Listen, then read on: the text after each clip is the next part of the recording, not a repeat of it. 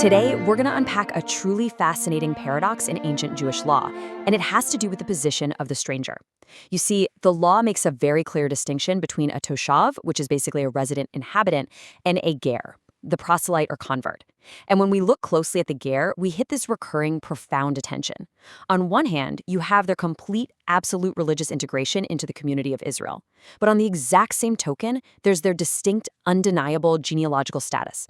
So how on earth does a legal and religious system seamlessly merge someone into the community while remaining entirely honest about their historical past?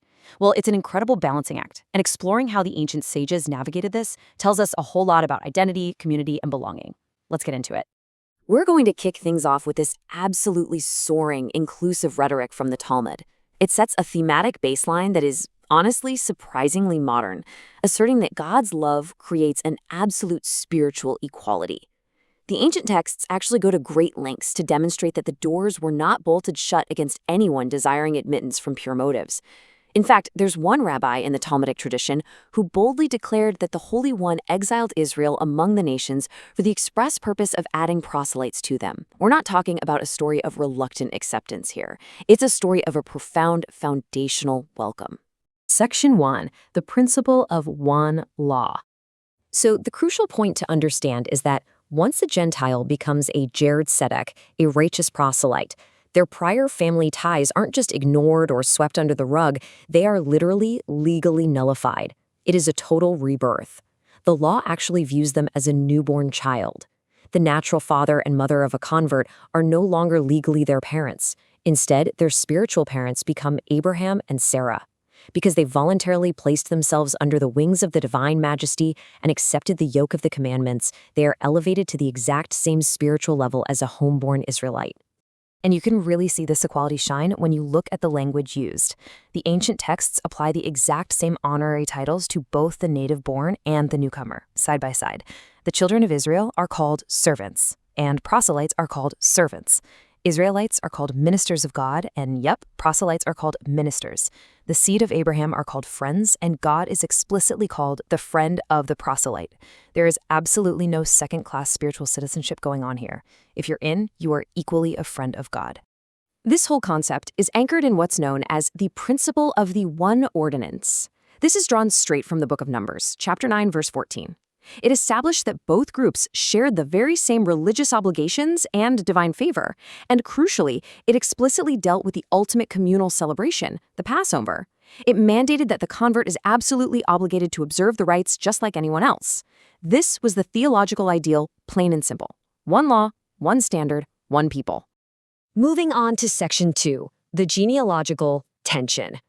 But here's where things get really interesting.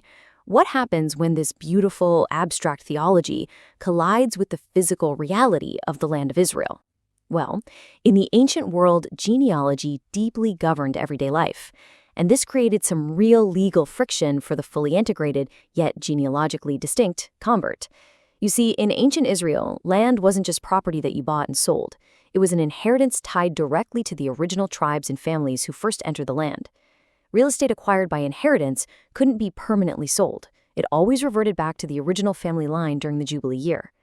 But because the convert's natural ancestors weren't part of that original historical division of the land, they obviously couldn't participate in this specific system of genealogical inheritance. To see exactly how this tension plays out in action, we have to look at a really fascinating agricultural ritual called bikurim, or first fruits. In this rite, an Israelite householder takes the very first crop of their land and presents it to the priest at the temple.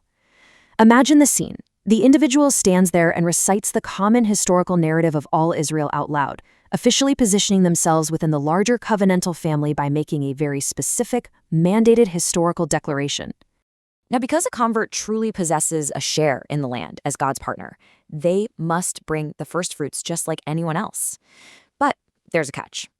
Mishnah Tractate Bikurim 1.4 is fascinating because it is the singular rite in the law of the Mishnah, which is the first major written collection of Jewish oral traditions, that practically differentiates the homeborn from the convert. The convert is absolutely equal in their obligation to God. God wants his share of the crop from them too. But the strict requirement of that spoken historical declaration, that creates a very unique problem. Since the physical land was not historically sworn to their actual physical ancestors, the proselyte brings the fruits, but they pray in silence. Just think about what an incredible balancing act of inclusion and historical accuracy this is. The convert cannot look at the priest and honestly declare the land which the Lord swore to our fathers, because technically it wouldn't be historically true. So Jewish law doesn't force them to lie. But importantly, it also doesn't exclude them from the ritual. They enjoy full equality as God's partner in the land. They bring the offering, but they do so in silence. It's just a remarkably beautiful compromise between spiritual truth and historical fact. Okay, Section 3, the Passover sacrifice dispute. Let's step into the ancient courtroom for a high-stakes halachic, or Jewish legal dispute, that brings this entire underlying tension into the sharpest possible focus. In accordance with that one ordinance rule we discussed earlier, a convert is absolutely, undeniably obligated to observe the Passover. But what happens if a Gentile converts on the very eve of Passover? A last-minute conversion like this creates a massive philosophical debate. Imagine someone finishes their conversion, including circumcision, on the exact day before Passover. The Passover offering has to be eaten that very evening. So, can they partake immediately? Well, this is where we see a huge clash between two of the most famous schools of thought in ancient Jewish law, the House of Shammai and the House of Hillel. The House of Shammai pushes for immediate, total integration. They essentially say, he immerses himself and consumes his Passover offering in the evening. Bam, you're a convert, you're in, pull up a chair and eat. But the House of Hillel hits the brakes.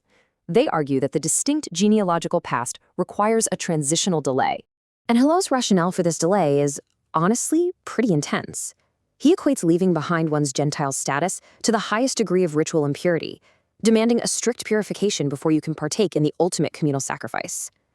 In Jewish law, separating from a grave, meaning coming into contact with death, requires a 7-day purification period.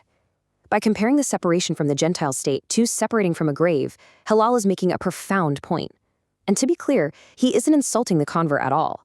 Rather, he's acknowledging the monumental, almost gravitational weight of crossing over from one fundamental state of being to another. You can't just flip a switch overnight. The historical reality of where you just came from requires a period of profound, intentional ritual transition. So, what does this all mean for us? It leaves us pondering a truly profound concept: the sheer brilliance of an ancient legal system that granted total spiritual equality while bravely maintaining the honest, distinct histories of its people. We're looking at a system that says to the newcomer, you are 100% equal, you are a friend and a minister of God, but also says, we aren't going to pretend your history is identical to someone else's. You will bring your first fruits, but you will do so in your own unique, honest silence. You will eat the Passover, but we are going to acknowledge the monumental journey you took to get to this table. It really forces us to ask ourselves today, when we build communities, does true inclusion mean making everyone exactly the same? Or does it mean creating a space where we are equally valued precisely because our honest, distinct histories are recognized? That is the paradox, and ultimately the power of the proselyte.